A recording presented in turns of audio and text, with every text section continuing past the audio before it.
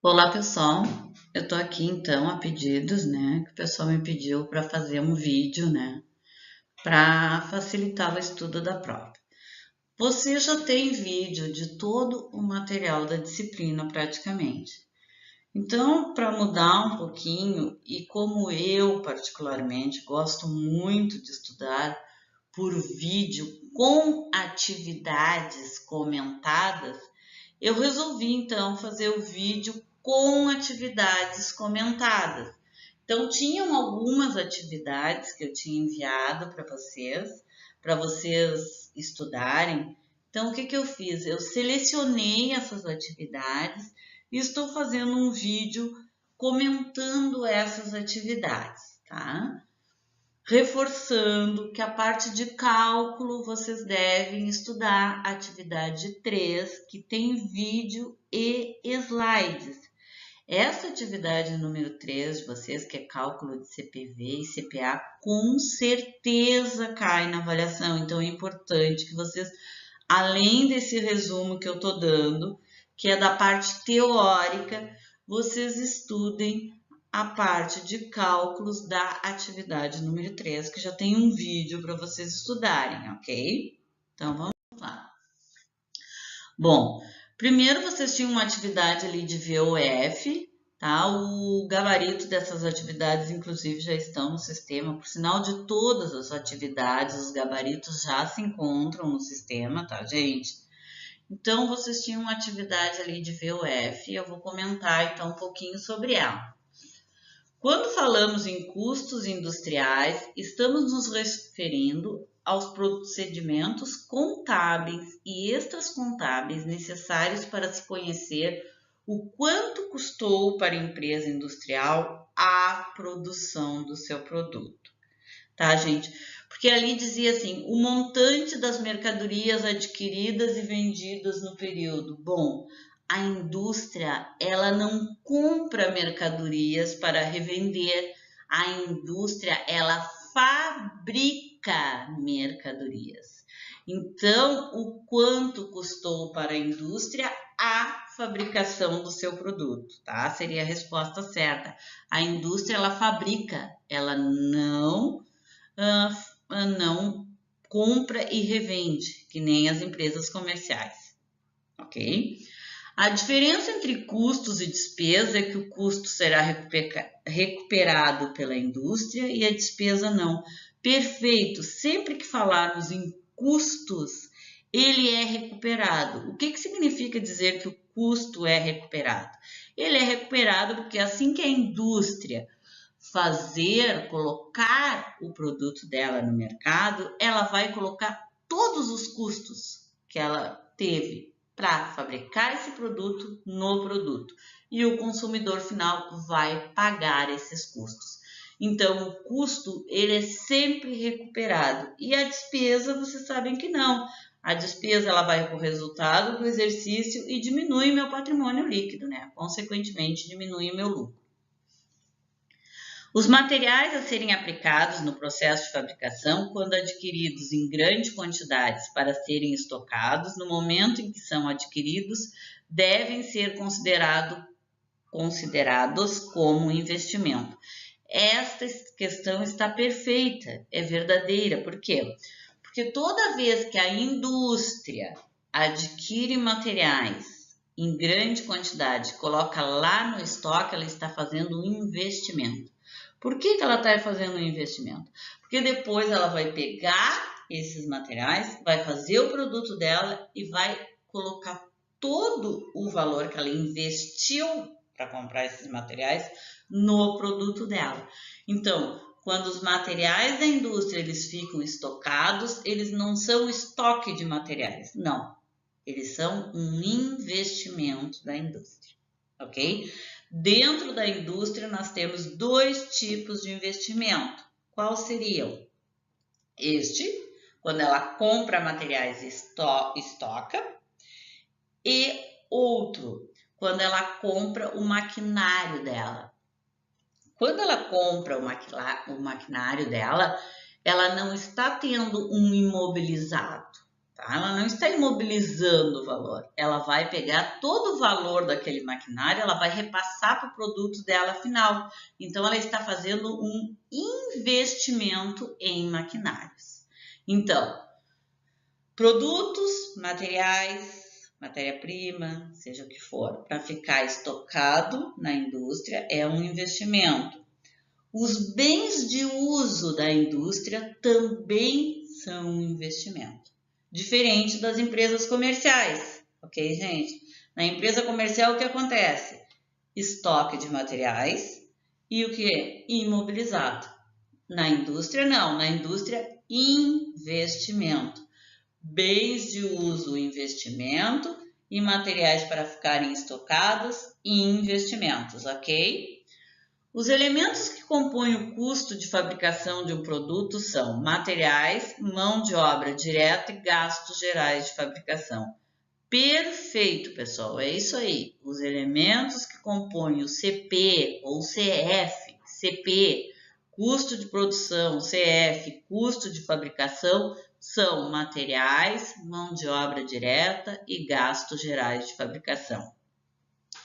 No método de valorização, o EPS, o valor dos estoques da indústria, fica avaliado pelos valores atuais.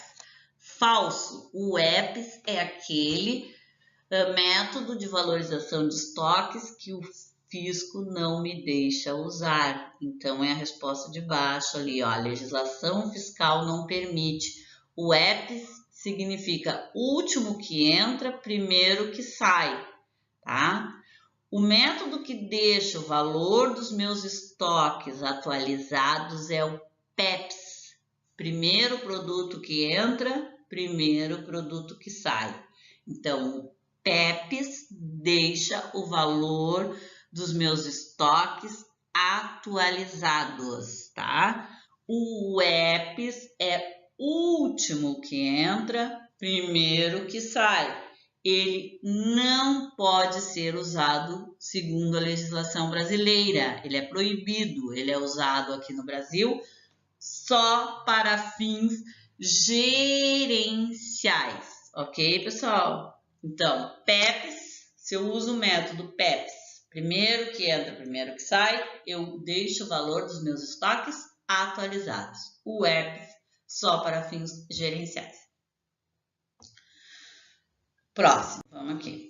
Pagamento em dinheiro do aluguel que abriga toda a empresa industrial com suas áreas administrativa, comercial e de produção deve ser classificado parte custo, parte despesa. Esta é a resposta correta.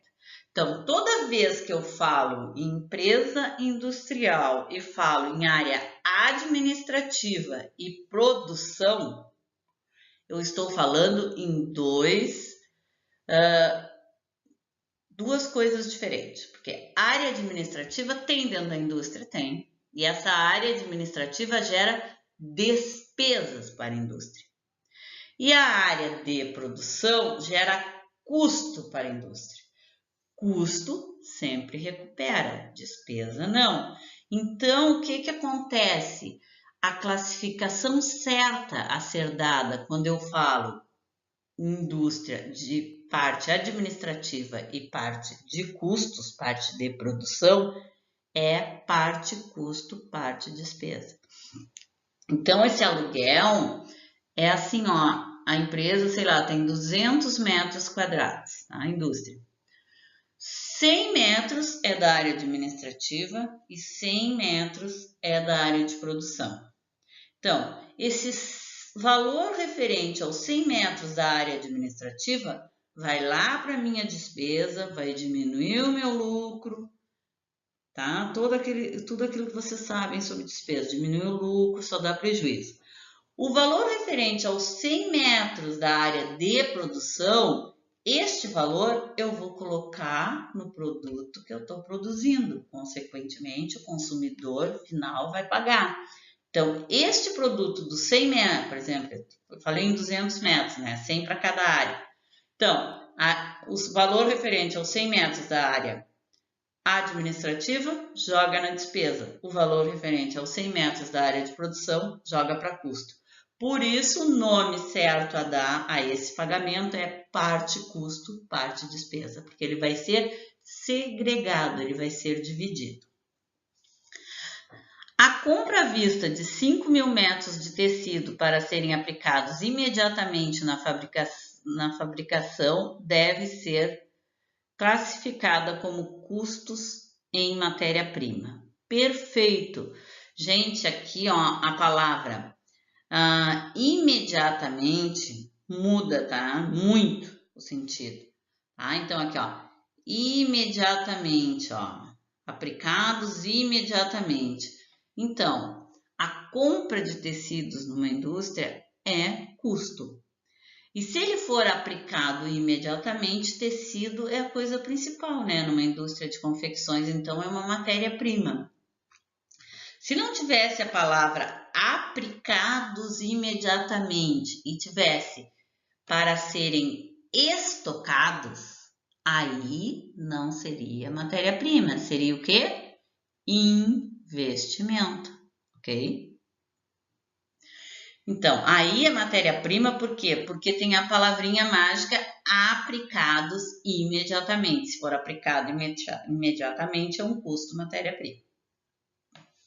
Ok? A compra à vista de 350 folhas de lixa para aplicação imediata, olha de novo, gente, aqui ó, aplicação imediata, tá? No processo, tá, de produção de uma indústria de móveis de madeira deve ser classificada como custos em materiais secundários. Errado, né, gente? Por quê? Porque a lixa numa indústria de madeiras, né, ela só auxilia no produto de produção. Então, dentro dos materiais, nós temos a matéria-prima, que é aquele produto principal do nosso produto. Ou seja, por exemplo, numa indústria de madeiras, o produto principal bruto é a madeira. Numa indústria de móveis, né, seria a madeira. Um produto auxiliar seriam as lixas. Elas auxiliam na produção, mas elas não entram na composição do produto, porque você não vai comprar uma mesa com uma lixa colada na mesa, né, gente? Então, produtos auxiliares são aqueles que auxiliam na produção, mas não entram na composição do produto. Então, neste caso, a lixa seria um material auxiliar. No próximo ali, ó, a compra de aviamentos, ou seja, linha, botões, fechos, para serem utilizados imediatamente no processo de fabricação, uma indústria de confecção, deve ser classificada como custos em materiais auxiliares. Errado, né, gente? Porque linha, agulha, o que ele é? Ele é um material secundário. Então, nós temos a matéria-prima, que é o principal, material secundário, que vem logo depois, porque, por exemplo, numa indústria de confecções eu preciso do quê? Do tecido, que vai ser a minha matéria-prima. Eu preciso das linhas, né? Linhas, botões, que vão ser os meus materiais secundários, o próprio nome diz, ó, secundários, depois da matéria-prima. Vou ter os meus materiais auxiliares, que são aqueles que não entram na composição do produto. Por exemplo, agulha. Vocês não vão sair com a roupa com uma agulha pendurada, com um molde pendurado na roupa, né? Nem fica bem. Então, são materiais auxiliares, auxiliam na produção. E temos os materiais de embalagem, que são as caixas de onde sai como os produtos saem embalados de dentro da área de produção. Então, mais uma vez, assim, chamando a atenção que se em todos esses questionamentos eu não tivesse botado aplicados, utilizados imediatamente, seria tudo que um investimento. Mas como tem a palavra aplicado imediatamente, é o tecido, matéria-prima, a lixa, né? As lixas numa indústria de móveis, materiais auxiliares que auxiliam na produção, mas não entram na composição. Os aviamentos, que seriam linhas, botões, seriam materiais secundários, que vêm depois da matéria-prima, entram na composição do produto, tá? Mas não em grandes quantidades. E depois nós temos os materiais de embalagens, né? Que são aqueles que saem em embalagens de dentro da indústria. São as caixas de papelão ou sacolas, né? Então é isso. De materiais é isso que nós temos. O pagamento em cheque de 1.000 da conta de água e esgoto referente ao consumo da área comercial e administrativo deve ser considerado como despesa. Perfeito. Sim. Área comercial e administrativa, despesa. Agora, se dissesse área comercial, administrativa e de produção, aí nós teríamos parte custo, parte despesa. Mas como só diz área comercial e administrativa, despesa. Ok? Não fala em produção. Se falasse em produção, teria que ser parte custo, parte despesa. Próximo aqui, vamos ver. Então, aqui nós temos marque as alternativas corretas e nós temos ali o método de custeio por absorção contempla para apurar o seu custo de produção. Aí é aquela nossa fórmula, né, gente? Materiais, mão de obra direta e gastos gerais de fabricação. Então, um sistema de custeio por absorção utiliza materiais, tá? Que é matéria-prima, material secundário, material de embalagem, material auxiliar, que a gente acabou de comentar no outro slide, mão de obra direta e os gastos gerais de fabricação. O 2 ali. Os gastos decorrentes do consumo de bens e da utilização de serviços das áreas administrativa, comercial e financeira que direta ou indiretamente visam a obtenção de receitas são as despesas. Não é nem custo, nem investimento, nem parte custo, parte despesa, porque não tem a palavra produção. Só tem área administrativa, comercial e financeira. Então, é despesa. Se tivesse área de produção, seria parte custo, parte despesa. Mas em nenhum momento fala em produção. Então, são só as despesas. Perfeito. O método de valorização de estoques que deixa o valor dos estoques remanescentes atualizados essa questão, né? A gente até discutiu ela já lá no outro slide, né? Então é o PEPs, primeiro produto que entra, primeiro produto que sai. Esse é o método de valorização de estoque que deixa o valor dos meus estoques atualizados. O EPS é o último que entra, primeiro que sai, não é permitido pela legislação brasileira. O custo médio é quando eu faço a média do meu produto, então eu não perco nem ganho, eu sempre vendo ele dentro da média, eu vou fazendo a média para vender. E o método custo específico só é utilizado para grandes produtos, tipo avião, porque aí eu vendo um por vez. Eu não vendo vários, né? Não tem assim como custo específico daquele produto. Então, o método que deixa os meus estoques atualizados é o PEPs. O método que não é permitido pela legislação brasileira, é só para fins gerenciais, é o EPS. O EPS. O último que entra, primeiro que sai. Não é permitido pela legislação brasileira. PEPs deixa o valor dos meus estoques atualizados. Primeiro que entra no estoque é o primeiro produto a sair do estoque, ok? O método de custeio direto ou variável contempla para apurar seu custo de produção.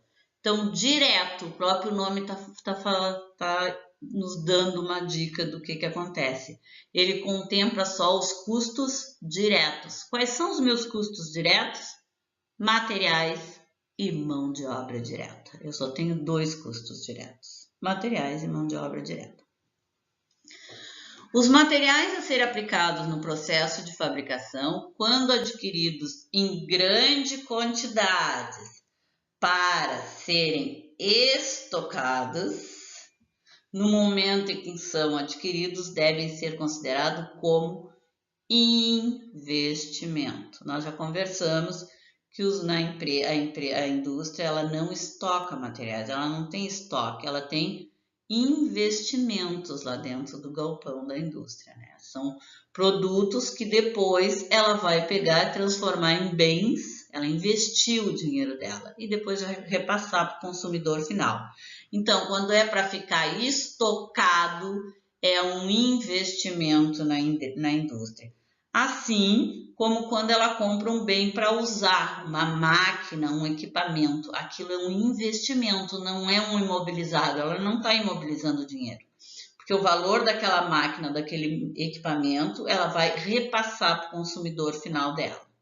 Então, na indústria, materiais de bem e de uso são investimentos e os materiais para serem estocados também são investimentos. Ok, pessoal? Bom, a principal característica das empresas industriais é a transformação da matéria-prima em novos bens. Bom, essa não tem, né, pessoal? A indústria, ela transforma matéria-prima em novos bens. Ela não compra, ela não vende, ela não distribui, nada disso. Ela não presta serviço para terceiro, não. A função da indústria é o quê? Transformar alguma coisa em algo para revender. Ela transforma, ok? Quanto ao volume produzido, os custos se classificam. Então, quanto a volume, eu até botei aqui em negrito, gente, para vocês prestarem atenção aqui nessas duas questões, na 7 e na 8. Volume, se perguntar quanto a volume, são fixos e variáveis. O que significa isso? Variáveis são aqueles que variam em relação à produção, como matéria-prima e mão de obra direta, ou seja, quanto mais eu produzir, mais eu vou precisar daquele produto. E fixos são aqueles que permanecem estáveis, independente de eu produzir ou não. Por exemplo, se eu alugo o galpão da indústria, se eu produzir ou não lá dentro, o cara vai querer receber o aluguel no final do mês, né? Então, eu tenho que pagar o aluguel. Então, é um custo fixo que eu vou ter todos os meses, ok? E os variáveis são aqueles que quanto mais eu produzir, mais eles vão variar em valores. Agora, em relação aos produtos fabricados. Bom, em relação aos produtos fabricados, meus custos eles são diretos, ou seja, diretos. Quando eu olho para o produto e enxergo, eu sei que ali tem aquilo. Diretos, materiais e mão de obra direta. E indiretos, que são todos os demais custos, tipo energia elétrica, aluguel da fábrica também seria um custo indireto, seguros industriais seria um custo indireto. Então, em relação a produtos fabricados, eu tenho diretos, materiais e mão de obra direta e indiretos. Ok?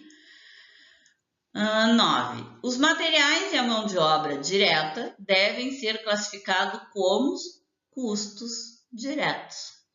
Óbvio, né? Acabamos de falar nisso. Materiais e mão de obra direta são custos diretos. Todos os demais custos para fabricar o meu produto são o quê? Indiretos.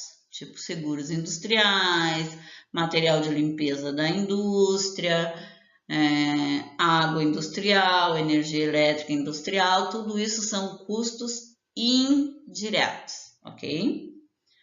Número 10 ali. A compra de agulhas, moldes, tesouras e fita métricas na indústria de confecção devem ser classificados como? Bom, nós já falamos muito sobre isso, né, gente? Sobre os materiais. Lá na nossa fórmula do CP nós temos M mais MOD mais CIF, que é o custo de produção nosso é dado por essa fórmula. Dentro da letrinha M, nós temos a matéria-prima, o material secundário, material de embalagem e material auxiliar. Bom, matéria-prima, substância bruta para fazer o produto. Vamos aqui a uma indústria de confecções. Então, matéria-prima seria o tecido, ok? Materiais secundários, aqueles que vêm depois da matéria-prima. Então, seria o quê?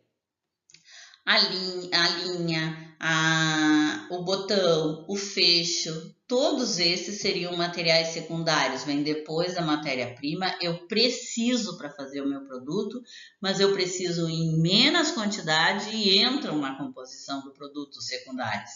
Materiais auxiliares, eu preciso para fazer o meu produto, mas não entram na composição do produto. Essa é a principal diferença do material secundário para o material auxiliar. O material secundário entra na composição do produto e o material auxiliar não entra na composição do produto, porque ninguém vai andar, por exemplo, com uma agulha enfiada na calça ou no moletom, né, gente? Então, material auxiliar, então, essa compra de agulhas, moldes, tesouras e fitas métricas numa indústria de confecção é o quê? Um material auxiliar, ele auxilia na produção do produto. Material de embalagem seriam as caixas, né, de papelão que essas calças ou moletons saem da indústria. A compra de pregos, parafusos e tintas em uma indústria de móveis deve ser classificada como matéria-prima, materiais secundários, materiais de embalagem, materiais auxiliares. Bom, pregos, parafuso e tinta numa indústria de móveis, nós sabemos que não é matéria-prima. Porque numa indústria de móveis, a matéria-prima é a madeira, ok? Então, pregos, parafusos e tinta entram na composição do produto. Eles são o quê? Materiais secundários. Agora, se fosse serrote, lixa, seria o quê? Materiais auxiliares. Auxiliares auxiliam, mas não entram na composição. Secundários entram na composição em menos proporções do que a matéria-prima, ok? E materiais de embalagem são as embalagens que saem da indústria. Os produtos fabricados pelas indústrias automobilísticas resultam num processo industrial denominado transformação, beneficiamento, restauração e montagem de peças. Nesse caso da indústria, todos esses são indústrias, ok, pessoal? Transformação. A indústria de transformação é aquela que pega a matéria bruta, né, e transforma em alguma coisa. A de beneficiamento é a indústria que melhora a aparência do produto para botar no mercado. Tipo os engenhos de arroz. Eles descascam o arroz, ensacam, deixam, né, dão uma aparência melhor para o arroz para nós comprarmos. Também é uma indústria de beneficiamento. Indústrias de restauração são aquelas que restauram o produto para recolocar no mercado. Por exemplo, as recauchutadoras de pneu. Elas recauchutam o pneu e recolocam ele dentro no mercado novamente.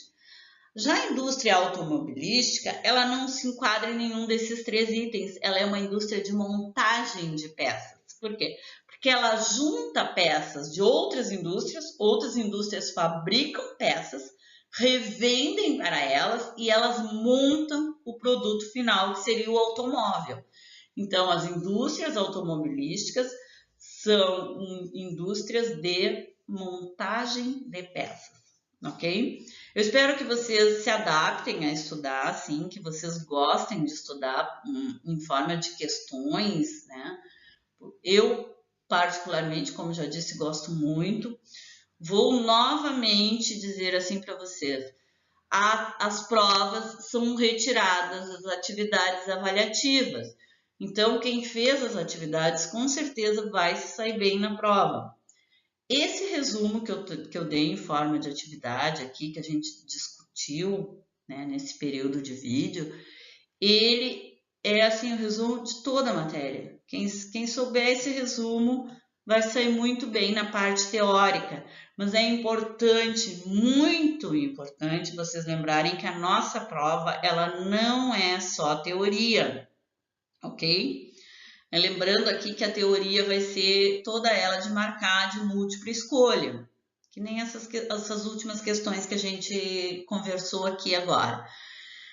A nossa prova tem a parte de cálculos. A parte de cálculos que foi escolhida para as avaliações de vocês é a parte mais importante, que é da atividade 3, gente, que é cálculo de custo direto, custo indireto, cálculo de materiais, cálculo de matéria-prima, cálculo de custo de produção, cálculo de custo da produção acabada, cálculo de custo da produção vendida.